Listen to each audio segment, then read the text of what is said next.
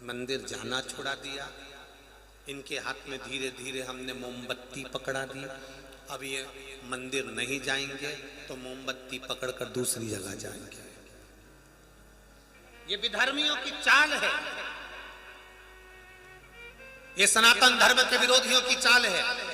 उन्होंने तुमसे कहा कि बांस में, इस अगरबत्ती में बांस होता है। उन्होंने तुमसे कहा कि मंदिर मत जाओ। उन्होंने तुमसे कहा कि अगरबत्ती मत लगाओ। क्यों नहीं लगाओ? क्योंकि अगरबत्ती तुम नहीं लगाओगे तो तुम मंदिर भी नहीं जाओगे, भगवान के सामने 2 मिनट खड़े भी नहीं होंगे, उसके चरणारविंद में पहुंचोगे भी नहीं। तुम खुश हो। इनको हमने तोड़ दिया। सबसे ज्यादा तकलीफ लोगों को इस शिव पुराण से इसलिए है कि जो मंदिर नहीं जाते थे उनको वापस मंदिर तक पहुंचा दिया। जो मंदिर नहीं जाते थे इस शिव महापुराण ने उनको मंदिर तक पहुंचाया है। जो कभी 1 लोटा जल भगवान को नहीं चढ़ाते थे, इस शिव महापुराण ने वो 1 लोटा जल चढ़वाया है। नवयुवक बेटे बेटियां जो होटल एंजॉय करने के लिए जाते थे, वो भी बेटा बेटी आज सबसे पहले कोचिंग और स्कूल जाने से पहले जल चढ़ाने जाते हैं। छोटा छोटा बच्चा, जरा जरा से बच्चे भी आज शंकर के गुणगान में लगे हैं, शिव भक्ति में लगे हैं। हमारे मोहल्ले में, हमारी कॉलोनियों में, सोसाइटी में, अपने गांव में कभी आपने ये नजारा नहीं देखा होगा कि छोटे छोटे बच्चे भी मंदिर जाते थे। अब नजारा देख रहे हो, घर से लोटा लेते हैं, मंदिर चले जाते हैं। स्कूल की ड्रेस में शिव जी को जल चढ़ाना है, स्कूल की ड्रेस में भगवान के द्वार, स्कूल की ड्रेस। ये विश्वास जागृत हुआ है, ये भरोसा जागृत हुआ है, ये दृढ़ता जागृत हुआ है। और बस ये सनातन धर्म के विरोधियों को यही अच्छा नहीं लग रहा कि ये वापिस मोड़कर वापिस शंकर जी के मंदिर में क्यों छोड़ रहा है, ये वापिस मोड़कर शिव तत्व में क्यों जोड़।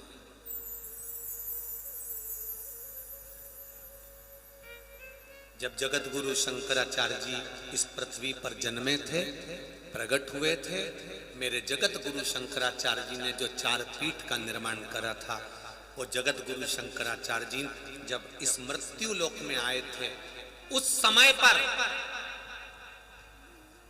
पूरे भारत की भूमि पर दुनिया के लोग शंकर का गुणगान करते थे, शिव जी का स्मरण करते थे, शिव जी का पूजन करते, 1 लोटा जल चढ़ाते, शंकर के मंदिर जाते। पर धीरे धीरे जगत गुरु शंकराचार्य जी को भी लोगों ने उनके विचारों को, उनके मंदिर भेजने के क्रम को लोगों ने दबाया। जगत गुरु शंकराचार्य जी के उस क्रम को भोलेनाथ की कृपा से पकड़ने का प्रयास किया कि जब जगत गुरु शंकराचार्य जी भी सबको शिव से जोड़ सकते हैं तो ये व्यासपीठ भी सबको शंकर से जोड़ सकते हैं। ये उन्हीं का आशीर्वाद है। और आज भी 4 पीठ पर विराजमान जगत गुरु शंकराचार्य जी की प्रतिनिधिता जो दे रहे हैं, 4 पीठ पर बैठकर जो जगत गुरु शंकराचार्य विराजमान हैं, ये भी हमको यही प्रेरणा देते हैं कि आप सनातन धर्म की ओर अग्रणी होइए, शंकर का स्मरण करो, शिव तत्व को पाओ, उसको समझो, उसकी भक्ति। शिव महापुराण की कथा कर रही है।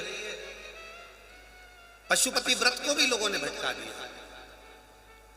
कई लोग लगे हैं कि पशुपति व्रत में क्या दिन भर उपवास करना पड़ता है, पशुपति व्रत में क्या केवल मीठा ही खाना पड़ता है, पशुपति व्रत में क्या हम प्रसाद लेकर आए और सबको दे सकते हैं। ये भटकाने वाला मार्ग। पशुपति व्रत का एक नियम प्रबल है, जिस थाली को लेकर सवेरे आप शंकर जी की पूजन करने के लिए जाओगे, अभिषेक पूजन करोगे, पहले दिन जब गए हो उसी थाली को लाकर वापस रख दोगे, उसी में 6 दिए शाम को जाने से पहले उसको रख कर ले जाओ। प्रसाद सामग्री मीठा जो भी तुमने बनाया है उसको एक पात्र में भर कर ले जाओ, शंकर जी के मंदिर में पहुंच जाओ। शिव जी के मंदिर में जाकर जैसे तुमने सुबह पूजन करी थी ऐसी छोटे से रूप में पूजन करें। शाम के समय आपको अभिषेक करने की जरूरत नहीं, केवल जल का छींटा देकर भगवान को प्रार्थना कर कर अबीर गुलाल सब सामग्री बाबा को चढ़ाओ, पूजन करो। 6 दिए जो लेकर गए हो वो 6 ही दिए जमीन पर रखो। प्रसाद जो लेकर गए हो उसके 3 हिस्से अलग अलग करो, 3 हिस्से अलग अलग।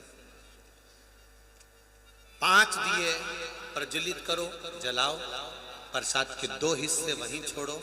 जो दिया नहीं जलाया है, प्रज्वलित नहीं करा, उसको उठा लो, थाली में रख लो।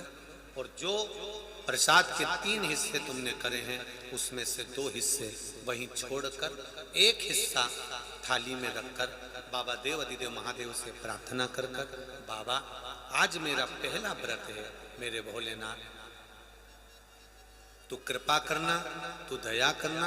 बाबा से विनती कर कर 1 दिया 1 हिस्सा प्रसाद का और पूजन की थाली वापिस घर लेकर चलो। घर में जब अंदर प्रवेश कर रहे हो, प्रवेश करते समय सीधा हाथ अपना राइट हैंड देखिए, दरवाजे के बाहर सीधे हाथ की ओर बैठ जाओ। घर की ओर मुख कर कर सीधे हाथ की ओर दरवाजे के पास में दिया लगा दो। शिव जी का गुणगान कर कर उससे निवेदन कर कर घर में प्रवेश करो। भोजन करने से पहले जब आप भोजन करें उसके पहले जो प्रसाद का 1 हिस्सा लेकर आए हो वो खाओ, उसके बाद भोजन ग्रहण करो। 4 सोमवार आपके इससे हो जाएं। 5वें नंबर का जब सोमवार रहे, पूरा पूजन का विधान ऐसा कि ऐसा ही रहेगा। केवल 108 चावल के दाने या 108 बेलपत्र या 108 पुष्प की पंखड़ी या फूल, कुछ भी 108 सामग्री शिव जी को समर्पित कर कर एक श्रीफल जो भेंट आपसे बन जाए, जो भी धनराशि आपसे भेंट के रूप में बने, विश्वास के साथ में श्रीफल के साथ बाबा को देते हुए, बाबा आज मेरा 5वां व्रत पूर्ण हो रहा है, तो इसको स्वीकार कर लेना। विनती कर कर बाबा को नमन कर कर अपने द्वार आओ। फिर वही दिया लगाकर अंदर प्रवेश करो, प्रसाद खाकर भोजन करो। ये 5 व्रत पशुपतिनाथ। अब एक स्मरण आपके पास में रहना चाहिए। बीच में आपकी चतुर्थी का व्रत पड़ जाए, तीज का व्रत पड़ जाए, एकादशी का व्रत पड़ जाए, कोई व्रत आप करते हुए आए हो, वो व्रत बीच में पड़ रहा है, तो उस व्रत को पहले कर लो, बाद में पशुपति व्रत करो। पशुपति व्रत अगर रुकता भी है तो थोड़ा बाद में भी उसका स्मरण कर सकते हैं, बाद में भी उसको कर। व्रत कितने होते हैं पशुपति के? जम के बोलो जरा। 5 में से किसी व्रत में अगर रजो धर्म आ जाए, रजस्वला धर्म आ जाए, तो उस व्रत को नहीं करना है। अगला व्रत, जिस व्रत में तुम्हारी सुबह की पूजन और शाम की पूजन दोनों जोड़ी जाए तो समझ लेना पशुपति व्रत है। कई माताएं कहती हैं कि हम सुबह की पूजन कर कर आए और दोपहर में कई बार रजो धर्म आ गया, हम शाम की पूजन नहीं कर पाए, तो क्या ये व्रत मान्य होगा? नहीं होगा, ये व्रत फिर मान्य नहीं होगा। अब करो पूजन पशुपति। शंभु शरणे मांगू घड़ी दुख दया। थोड़ा सा अनार का रस बुलवा, और गुरुजी ने अनार का रस बुलवाकर चेले को कहा कि ये मुंह में ले और इसका कुल्ला कर ला। पीना नहीं है तर, बस मुख में ले और इसका कुल्ला कर ला। चेले ने मुख में लिया, कुल्ला कर दिया।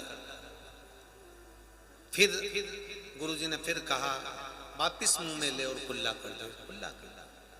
अब गुरुजी ने कहा आनंद आया? तो चेला बोला काय का आनंद आया?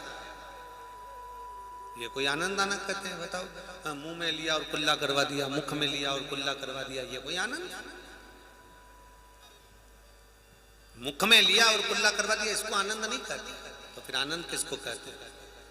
चेला बोला गुरुजी, कुल्ला करने से अनार के रस का सुख नहीं मिलता। अनार के रस का सुख जब मिलता है जब वो अनार का रस अंदर उतर जाता है। उसी तरह शिव महापुराण केवल लोग कुल्ला करें, अर्थात थोड़ी सी सुनी और सोचा हाँ ठीक है, चल रहा है, ठीक है, तो उसमें डूब नहीं पाओगे।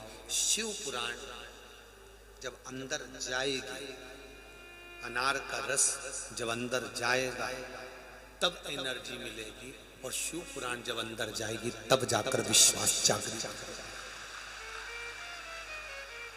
तब विश्वास जागृत होगा।